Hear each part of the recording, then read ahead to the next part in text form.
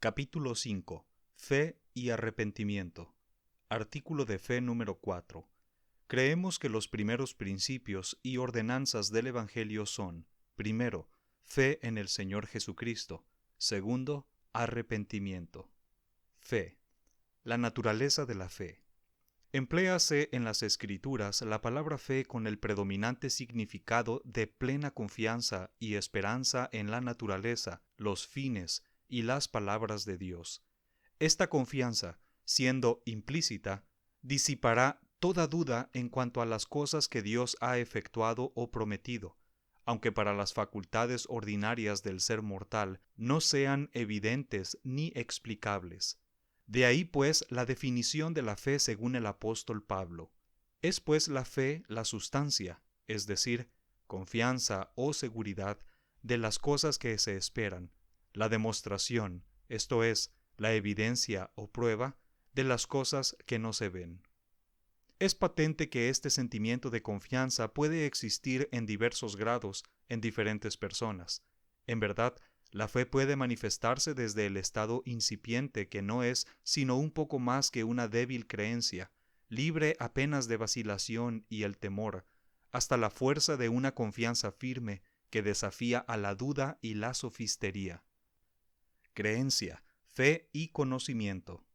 Suelen considerarse sinónimas las palabras fe y creencia. Sin embargo, cada cual tiene un significado particular, aunque las dos palabras se usan sin distinción en muchos pasajes de las Escrituras. La creencia, en uno de sus significados aceptados, puede ser meramente un asentamiento y conformidad intelectual, al paso que la fe implica esa confianza y convicción que impele a la acción. La creencia es, en un sentido, pasiva, un consentimiento o aceptación solamente. La fe es activa y positiva, comprende esa seguridad y confianza que provoca a obrar. Fe en Cristo abarca la creencia en Él, combinada con la confianza en Él. Uno no puede tener fe sin creer, sin embargo, puede creer y aún así carecer de fe. Fe es creencia vivificada, activa y viva. Aun cuando no se admitiese distinción esencial alguna entre las dos en cuanto a clase, ciertamente la hay muy marcada en cuanto a grado.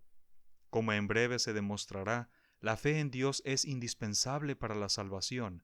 Es, de hecho, un poder salvador que conduce a quien la posee por los senderos de la santidad, mientras que la simple creencia en la existencia y atributos de Dios no constituye semejante poder. Considérense las palabras de Santiago en su Epístola Universal a los Santos, en la que reprendió a sus hermanos por motivo de profesar vagamente ciertas cosas. Dijo en substancia: con orgullo y satisfacción declaráis vuestra fe en Dios, os jactáis de no ser como los idólatras y paganos, porque aceptáis a un Dios, hacéis bien en profesar, y consiguientemente creer, mas recordad que otros hacen lo mismo, aun los demonios creen, y creen tan firmemente que tiemblan cuando meditan el destino que esa creencia les revela. Satanás y sus secuaces creen en Cristo, y su creencia constituye un conocimiento de quién es el Salvador, y la parte pasada, presente y futura que desempeña en el plan divino de la existencia y salvación humanas. Tráigase a la memoria el caso del hombre poseído de espíritus inmundos en el país de los Gadarenos, un hombre atormentado tan gravemente que llenaba de terror a todo el que se le acercaba. No podía ser dominado ni atado, la gente tenía miedo de acercársele.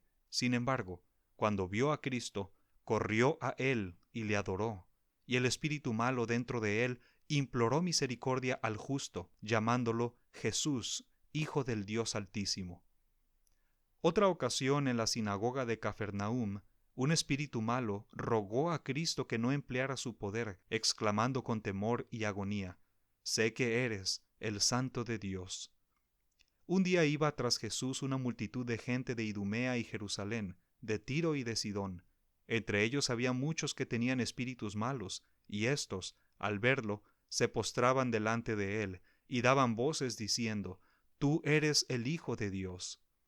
¿Ha habido creyente mortal que haya confesado un conocimiento de Dios y su Hijo Jesucristo más francamente que estos siervos de Satanás? Satanás conoce a Dios, y a Cristo. Tal vez algo se acuerda de aquella posición que aún en un tiempo él mismo ocupó como hijo de la mañana. Y sin embargo, a pesar de todo este conocimiento, aún sigue siendo Satanás. Ni la creencia, ni un conocimiento real y verdadero, que es superior a la creencia, bastan para salvar, porque ninguno de los dos es fe. Si la creencia es producto de la mente, la fe lo es del corazón. La creencia se basa en la razón, la fe principalmente en la intuición. Frecuentemente oímos decir que la fe es conocimiento imperfecto, que aquella desaparece conforme éste la reemplaza, que hoy andamos por fe, pero algún día andaremos en la luz segura del conocimiento. En un sentido es cierto, sin embargo, debe tenerse presente que el conocimiento puede ser tan muerto y tan infructuoso en cuanto a obras buenas como la creencia sin fe. Las confesiones de los demonios de que Cristo era el Hijo de Dios estaban basadas en conocimiento. Sin embargo, la gran verdad que ellos conocían no cambió su naturaleza inicua. ¿Qué diferencia entre la confesión que ellos hacían del Salvador y la del apóstol Pedro, quien, respondiendo a la pregunta del Maestro, «Vosotros, ¿quién decís que soy yo?», contestó casi en los mismos términos que los espíritus inmundos ya mencionados? Cito: «Tú eres el Cristo, el Hijo del Dios viviente». Fin de la cita. La fe de Pedro ya había manifestado su poder vivificante, lo había hecho abandonar mucho de lo que estimaba, lo había hecho seguir a su Señor en medio de la persecución y el sufrimiento, había dejado las cosas del mundo con sus atracciones por la piedad sacrificadora que su fe tanto lo hacía anhelar. El conocimiento que tenía de Dios como el Padre y del Hijo como el Redentor quizá no fue mayor que el de los espíritus inmundos, pero mientras que para éstos aquel conocimiento no era sino causa adicional de condenación, para él fue un medio de salvación. Con simplemente poseer conocimiento, no hay seguridad de que se recibirá beneficio alguno de ello. Se relata que durante una epidemia de cólera en una ciudad grande, un científico probó por medio de experimentos químicos y microscópicos, a satisfacción de él, que el abastecimiento de agua potable estaba infectado, y que por ese medio se estaba propagando la plaga. Proclamó el hecho por toda la ciudad y advirtió a todos que no usaran agua sin hervir. Muchos de los habitantes, aunque sin poder comprender sus métodos, tuvieron fe en sus palabras de amonestación, obedecieron sus instrucciones y de esa manera se libraron de la muerte a la cual sucumbieron sus descuidados e incrédulos vecinos. Su fe tuvo el poder para salvarlos. En cuanto al científico, la verdad mediante la cual se habían salvado tantas vidas era para él cuestión de conocimiento. Él efectivamente había percibido, por medio del microscopio, pruebas de la existencia de microbios mortíferos en el agua. Había demostrado su virulencia, sabía de qué hablaba. No obstante, en un momento de descuido, bebió del agua que no había sido hervida, y poco después murió víctima de la plaga. Su conocimiento no lo salvó, a pesar de ser convincente. Sin embargo, otros, que sólo dependían de la confianza o de la fe que tenían en la verdad que él había proclamado, se escaparon de la inminente destrucción. El científico tenía conocimiento, pero ¿fue prudente? Conocimiento es para la sabiduría lo que creencia es para la fe. Uno es un principio abstracto, el otro una aplicación viviente. El meramente poseer conocimiento no constituye la sabiduría, sino el uso adecuado de él. El fundamento de la fe. Primeramente, y en una acepción teológica, estamos considerando la fe en el sentido de una confianza viva e inspiradora en Dios, en la aceptación de su voluntad como nuestra ley y sus palabras como nuestra guía en la vida. Solo a medida que lleguemos a saber que Él existe, y además que es un ser noble, de carácter y atributos celestiales, es posible tener fe en Dios. Sobre este conocimiento de la existencia de Dios, la nobleza de su carácter y la perfección de sus atributos, se establece la fe del hombre en Él. De manera que no se puede ejercer la fe en Dios si falta todo conocimiento de Él. No obstante, Hasta los paganos descarriados manifiestan algunos de los frutos de la fe, porque tienen cuando menos la convicción innata que surge de la intuición natural del hombre en cuanto a la existencia de un poder supremo.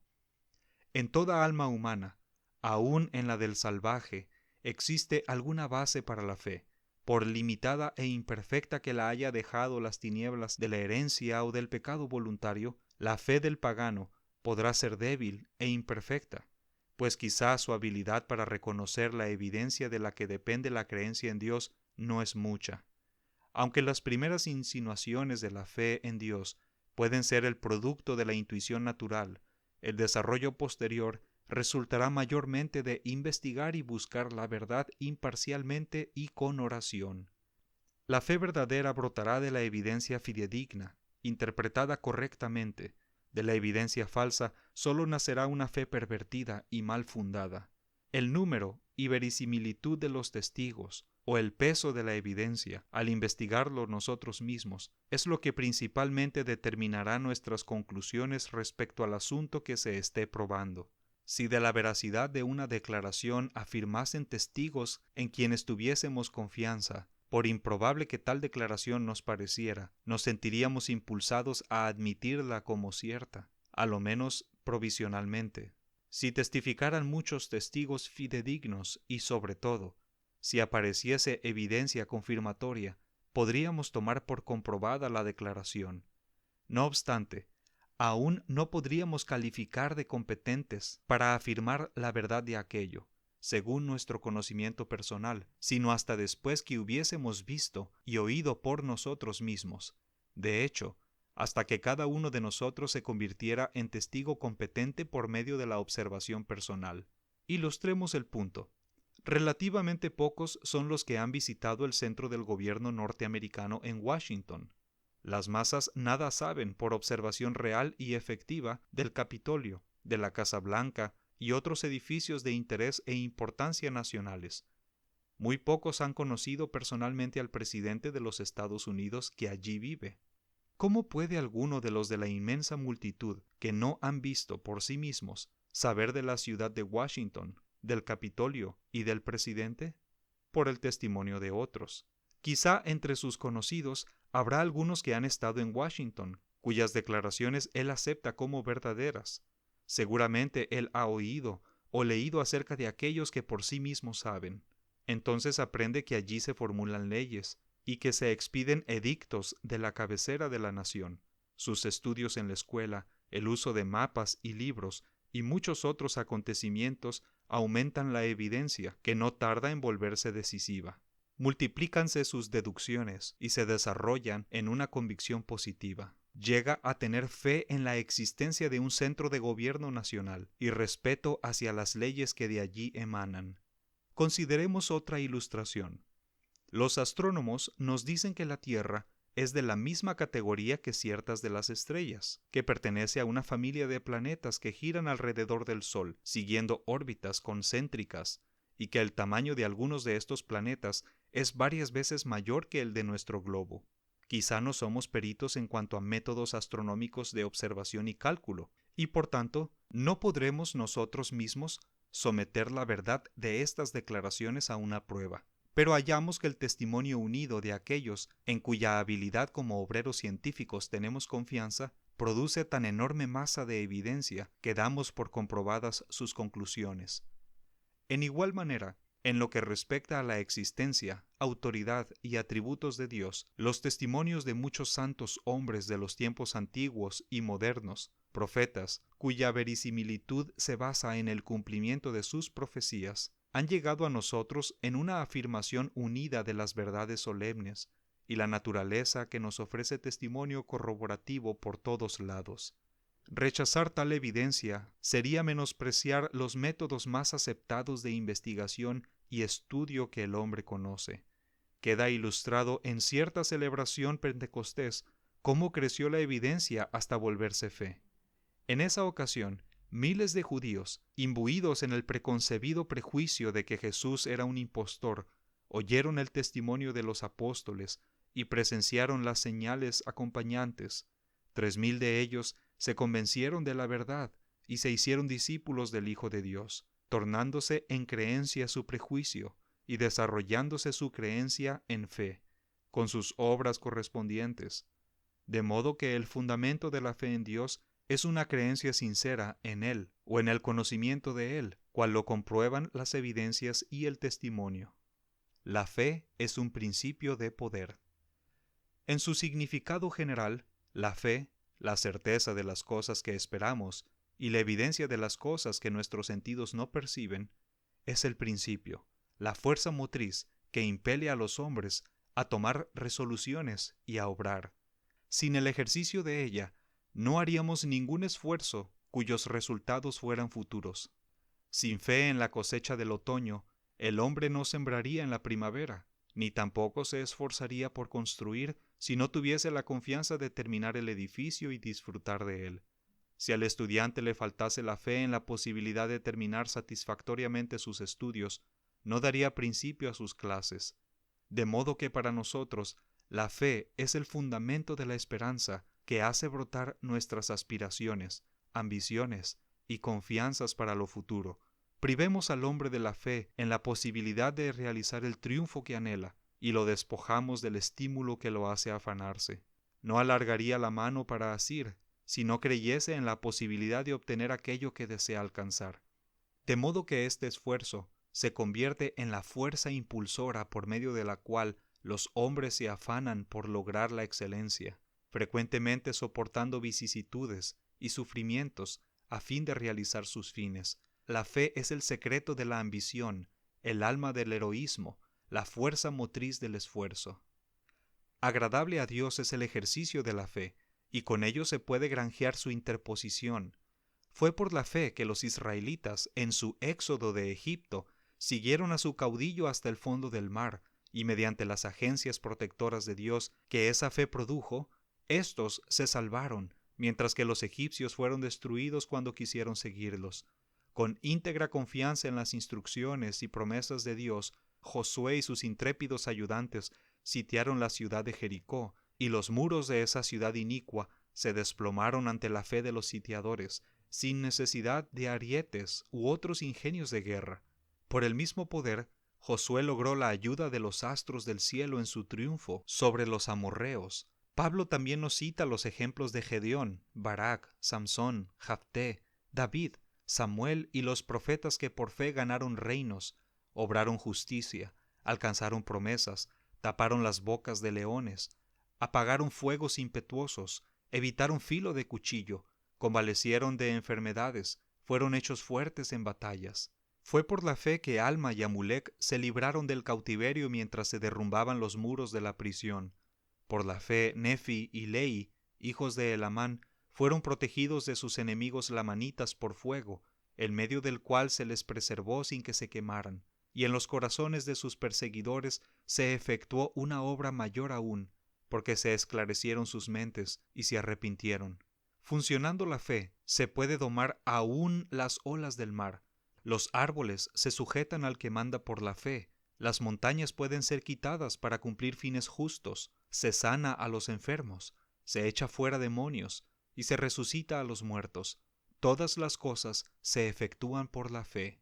El escéptico podrá añadir que un Dios omnisciente, si fuera cariñoso y amable, obraría independientemente y daría sin esperar a que se le invocara por medio de la fe o la oración.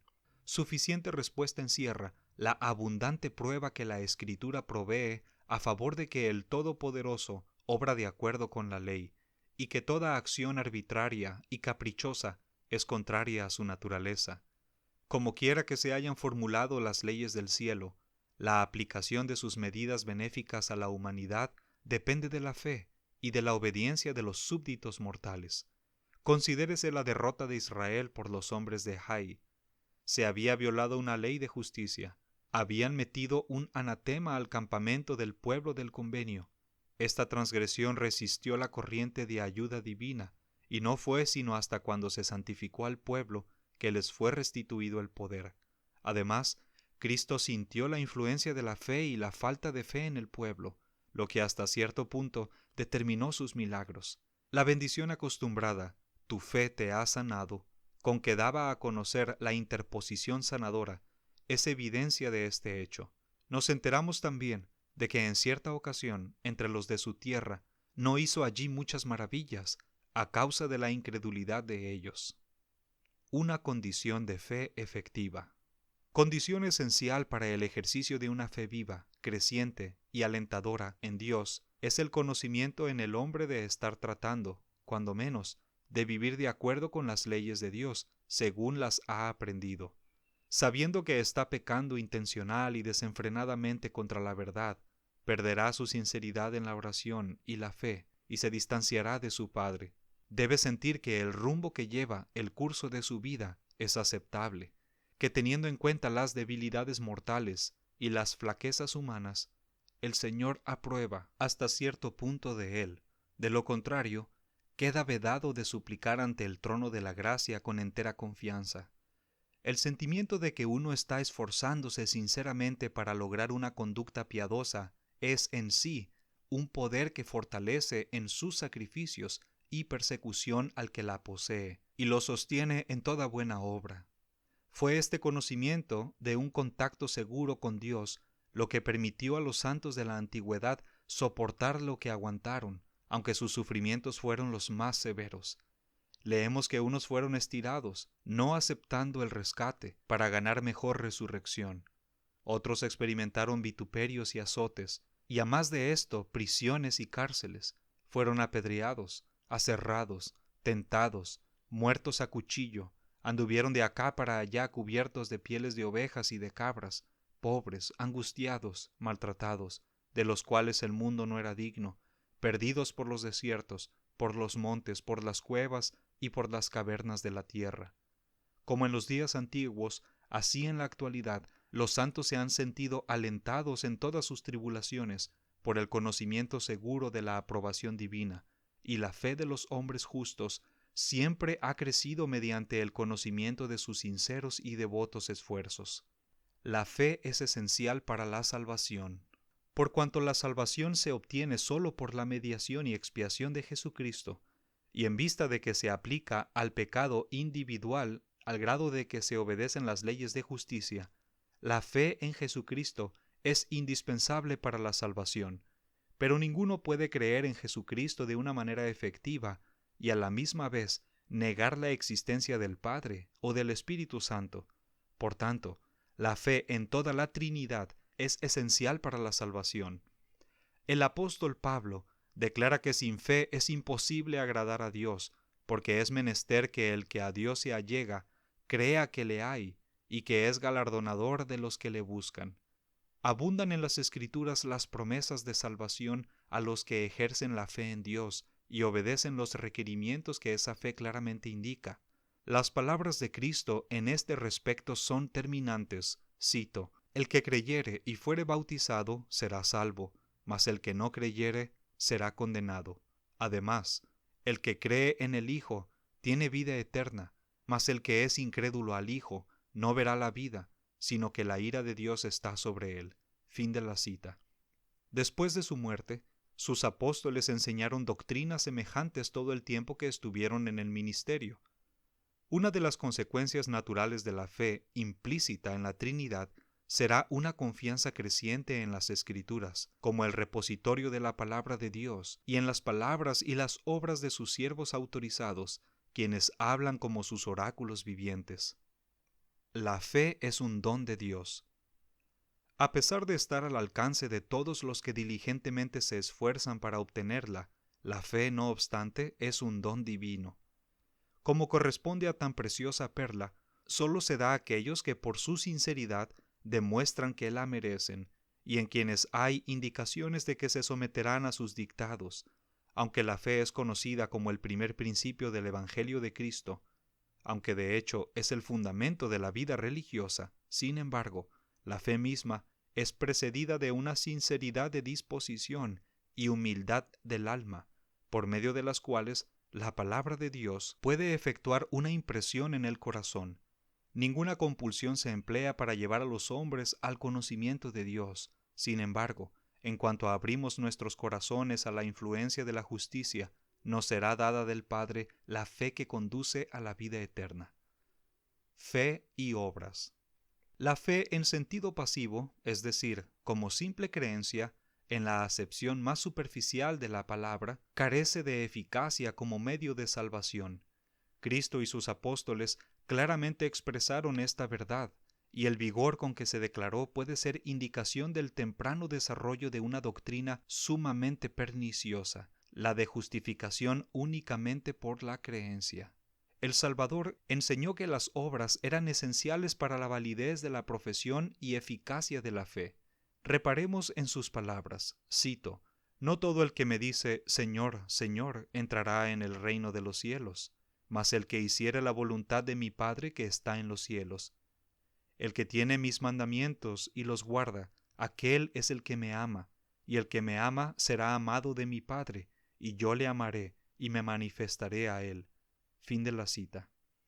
La explicación de Santiago se destaca por su claridad. Cito: «Hermanos míos, ¿qué aprovechará si alguno dice que tiene fe y no tiene obras?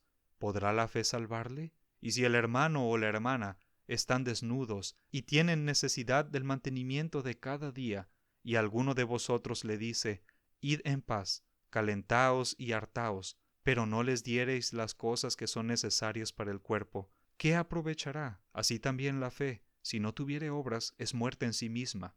Pero alguno dirá, tú tienes fe, y yo tengo obras. Muéstrame tu fe sin tus obras, y yo te mostraré mi fe por mis obras».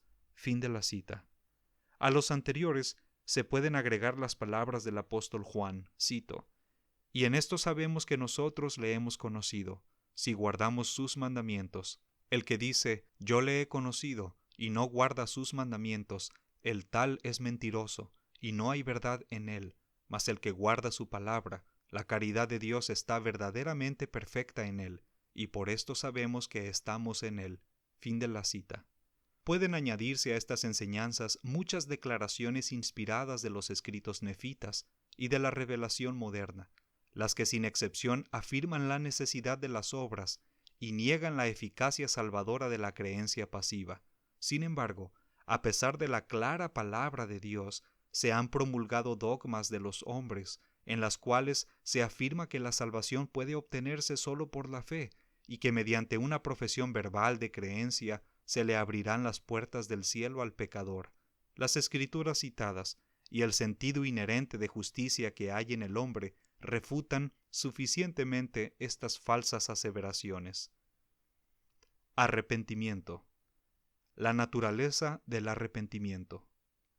Empléase en las Escrituras la voz arrepentimiento con varios significados distintos, pero cuando representa el deber que es exigido a todo aquel que desea obtener el perdón del pecado, indica un pesar, que es según Dios, por el pecado, un pesar que efectuará una reforma de la manera de vivir, y comprende: 1.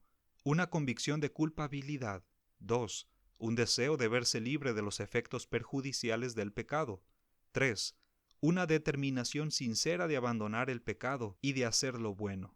De la contrición del alma resulta el arrepentimiento, y esta contrición nace de un sentimiento profundo de humildad, el que a su vez depende del ejercicio de una fe duradera en Dios. Por consiguiente, el arrepentimiento propiamente es el segundo principio del Evangelio. Se asocia íntimamente con la fe, y es lo que inmediatamente le sigue. En cuanto uno llega a reconocer la existencia y la autoridad de Dios, siente un respeto hacia las leyes divinas y una convicción de su propia indignidad. Su deseo de agradar al Padre, a quien por tan largo tiempo ha despreciado, lo impulsará a abandonar el pecado, y este impulso recibirá más fuerza del natural y loable deseo del pecador de hacer una reparación si le es posible, y evitar de esta manera los trágicos resultados de su propia maldad. Inspirado su celo con la nueva convicción, ansiará la oportunidad de manifestar con buenas obras la sinceridad de su fe recién desarrollada, y considerará la remisión de sus pecados la más deseable de las bendiciones. Entonces llegará a saber que este misericordioso don se otorga conforme a ciertas condiciones determinadas. El primer paso hacia el bendito estado del perdón consiste en que el pecador confiese sus pecados. El segundo, en que perdone a los que hayan pecado contra él, y el tercero, en que demuestre que acepta el sacrificio expiatorio de Cristo, cumpliendo con los requerimientos divinos. 1. La confesión de pecados. La confesión de pecados es esencial, porque sin ello quedaría incompleto el arrepentimiento. El apóstol Juan nos dice, cito, «Si dijéremos que no tenemos pecado, nos engañamos a nosotros mismos, y no hay verdad en nosotros. Si confesamos nuestros pecados, Él es fiel y justo para que nos perdone nuestros pecados y nos limpie de toda maldad». Fin de la cita. También leemos, cito, «El que encubre sus pecados no prosperará, mas el que los confiese y se aparte alcanzará misericordia». Fin de la cita. Y a los santos de esta dispensación el Señor ha dicho, cito, «De cierto os digo que yo, el Señor, perdono los pecados de aquellos que los confiesen ante mí y piden perdón, si no han pecado de muerte». Fin de la cita. Y las palabras del Señor muestran que el arrepentimiento comprende este acto de confesión. Cito, «Por esto podréis saber si un hombre se arrepiente de sus pecados. He aquí, los confesará y los abandonará». Fin de la cita. 2. El pecador debe estar dispuesto a perdonar. El pecador debe estar dispuesto a perdonar a otros si es que él mismo espera obtener perdón. Si no se ablanda el corazón del hombre al grado de manifestar tolerancia hacia las flaquezas de sus semejantes, su arrepentimiento no es sino superficial. Cuando enseñaba a sus oyentes cómo habían de orar, el Salvador dijo que implorasen al Padre, cito, «Y perdónanos nuestras deudas, como también nosotros perdonamos a nuestros deudores». Fin de la cita. No les aseguraba el perdón si no perdonaban en sus corazones los unos a los otros. Cito, «Porque si perdonaréis a los hombres sus ofensas, os perdonará también a vosotros vuestro Padre Celestial. Mas si no perdonareis a los hombres sus ofensas, tampoco vuestro Padre os perdonará vuestras ofensas». Fin de la cita. El perdón entre un hombre y otro, para ser aceptable ante el Señor, no debe tener límites. Contestando la pregunta de Pedro, «Señor, ¿cuántas veces perdonaré a mi hermano que pecare contra mí? ¿Hasta 7? El Señor respondió, cito, «No te digo hasta 7, mas aún hasta 70 veces 7». Fin de la cita. El Señor claramente estaba dando a entender que el hombre siempre debe estar dispuesto a perdonar. En otra ocasión, impartió las siguientes instrucciones a sus discípulos, cito, «Si pecare contra ti tu hermano, repréndele, y si se arrepiente, perdónale. Y si 7 veces al día pecare contra ti, y 7 veces al día se volviere a ti, diciendo, pésame, perdónale». Fin de la cita. Ilustrando más ampliamente el propósito divino de medir a los hombres con la medida que hubieren usado para medir a sus semejantes, el Señor le propuso la parábola de un rey, a quien uno de sus súbditos debía una cantidad grande de dinero, 10,000 talentos. Mas cuando el deudor se humilló e imploró merced, el generoso corazón del rey fue movido a misericordia, y el rey perdonó la deuda del siervo. Pero al salir de delante del rey, aquel mismo siervo encontró a un consiervo que le debía una cantidad muy pequeña. Olvidándose de la misericordia que tan recientemente se había manifestado hacia él, trabó de su consiervo y le echó a la cárcel, hasta que hubiese pagado la deuda. Entonces el rey, oyendo esto, mandó llamar al siervo malvado, y censurándolo por su falta de gratitud y consideración, le entregó a sus verdugos. El Señor no ha prometido escuchar las peticiones, ni aceptar las ofrendas de aquel que guarda rencor en su corazón hacia otros. Cito, «Vuelve primero en amistad con tu hermano, y entonces ven y ofrece tu presente». Fin de la cita. En su palabra revelada a los santos en estos días, el Señor ha expresado con particular énfasis esta condición necesaria. Cito, «Por lo tanto, os digo que debéis perdonaros los unos a los otros, porque el que no perdona las ofensas de su hermano queda condenado ante el Señor, porque en él permanece el mayor pecado». Fin de la cita. Y entonces, para disipar toda duda en cuanto a quiénes se debe perdonar, el Señor agrega, cito, «Yo, el Señor, perdonaré a quien sea mi voluntad perdonar, mas a vosotros os es requerido perdonar a todos los hombres. Fin de la cita. 3. La confianza en el sacrificio expiatorio de Cristo.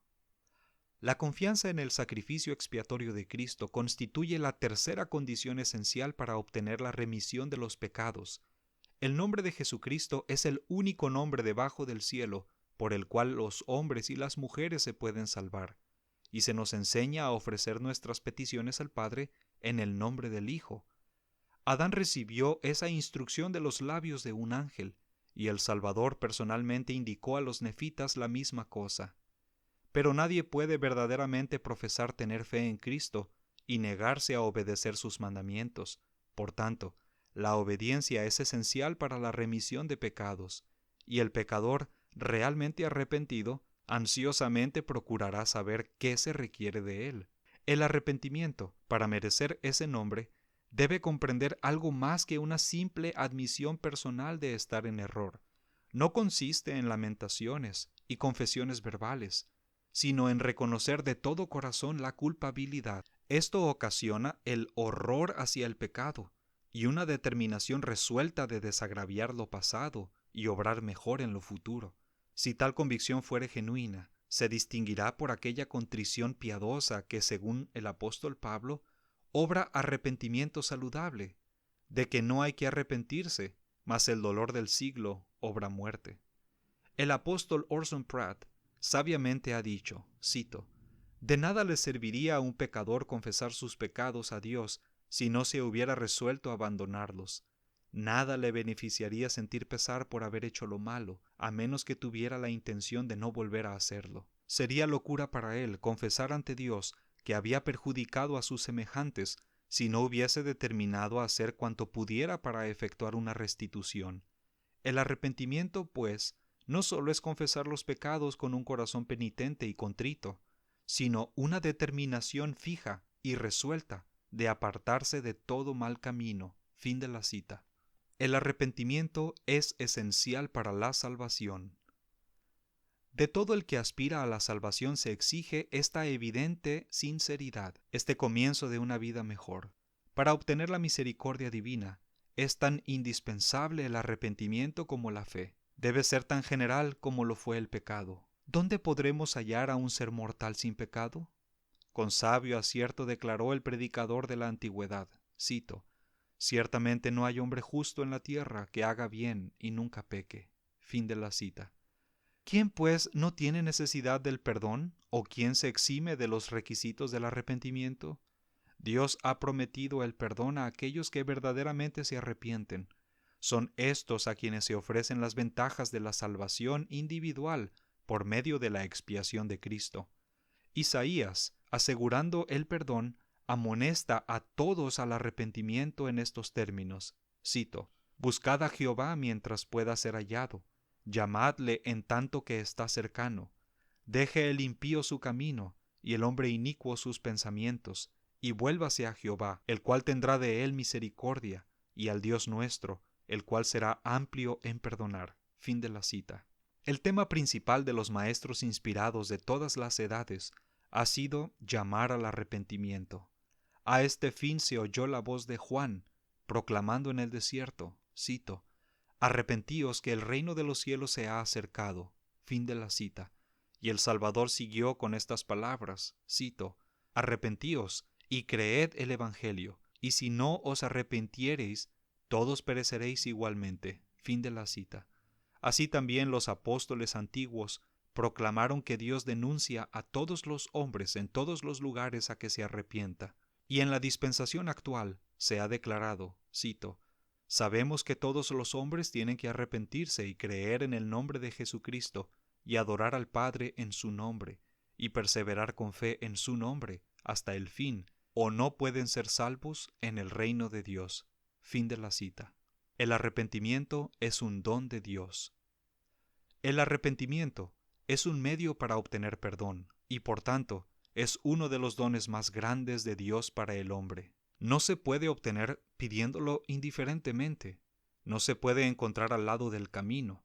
Sin embargo, se imparte con liberalidad ilimitada a aquellos cuyas obras lo justifican. Es decir, Todos los que se preparan para el arrepentimiento serán guiados por la influencia humilladora y ablandante del Santo Espíritu, hasta poseer, de hecho, este gran don. Cuando los compañeros de Pedro le acusaron de haber traspasado la ley por haberse asociado con gentiles, les repitió a sus oyentes las manifestaciones divinas que tan recientemente había recibido. Estos lo creyeron y declararon, cito, «De manera que también a los gentiles ha dado Dios arrepentimiento para vida». Fin de la cita. En su carta a los romanos, el apóstol Pablo también enseña que el arrepentimiento viene por la gracia de Dios. Por lo tanto, el arrepentimiento es un don de Dios. No siempre es posible arrepentirse. Extiéndese a los hombres el don del arrepentimiento conforme se humillan delante del Señor. Es el testimonio del Espíritu dentro de sus corazones.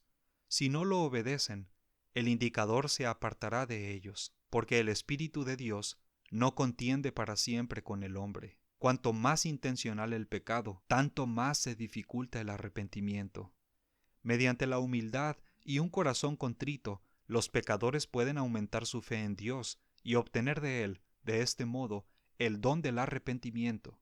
Al paso que se va demorando el arrepentimiento, la habilidad para arrepentirse se va debilitando. El pasar por alto las oportunidades en cuanto a cosas santas produce la inhabilidad. Cuando impartió sus mandamientos a José Smith, en los primeros días de esta dispensación, el Señor dijo, cito, «Porque yo, el Señor, no puedo considerar el pecado con el más mínimo grado de tolerancia. No obstante, se perdonará al que se arrepienta y cumpla los mandamientos del Señor, y de quien no se arrepienta, se quitará aún la luz que haya recibido, porque mi espíritu no luchará para siempre con el hombre, dice el Señor de las huestes». Fin de la cita. El arrepentimiento en esta vida y en la venidera. Alma, un profeta nefita, refiriéndose al periodo de la existencia terrenal, lo describe como un estado probatorio que le es concedido al hombre para que se arrepienta. Sin embargo, aprendemos por las Escrituras que, de acuerdo con ciertas condiciones, se puede lograr el arrepentimiento más allá del estado mortal. Durante el tiempo entre su muerte y su resurrección, Cristo fue y predicó a los espíritus encarcelados, los cuales en otro tiempo fueron desobedientes, cuando una vez esperaba la paciencia de Dios en los días de Noé. El Hijo los visitó y les predicó el Evangelio, para que pudieran ser juzgados según los hombres en la carne, los que no recibieron el testimonio de Jesús en la carne, mas después lo recibieron. El alma que demora sus esfuerzos para arrepentirse, ninguna justificación hallará en esta promesa de misericordia y longanimidad. No sabemos por completo las condiciones según las cuales se podrá obtener el perdón en la vida venidera, pero es contrario a la razón suponer que aquel que deliberadamente ha rechazado la oportunidad de arrepentirse en esta vida, se arrepentirá con más facilidad en la otra. Aplazar el día de nuestro arrepentimiento es entregarnos voluntariamente en manos del adversario. Amulek enseñó y amonestó así a la multitud en la antigüedad. Cito, «Porque he aquí, esta vida es cuando el hombre debe prepararse para comparecer ante Dios. Os ruego, por tanto, que no demoréis el día de vuestro arrepentimiento hasta el fin. No podréis decir cuando os halléis ante esa terrible crisis, me arrepentiré, me volveré a mi Dios. No, no podéis decir esto, porque el mismo espíritu que posee vuestros cuerpos al salir de esta vida, ese mismo espíritu tendrá poder para poseer vuestro cuerpo en aquel mundo eterno. Porque si habéis demorado el día de vuestro arrepentimiento hasta el fin, aún hasta la muerte, he aquí, os habéis sujetado al espíritu del diablo, que os sellará como cosa suya». Fin del capítulo 5.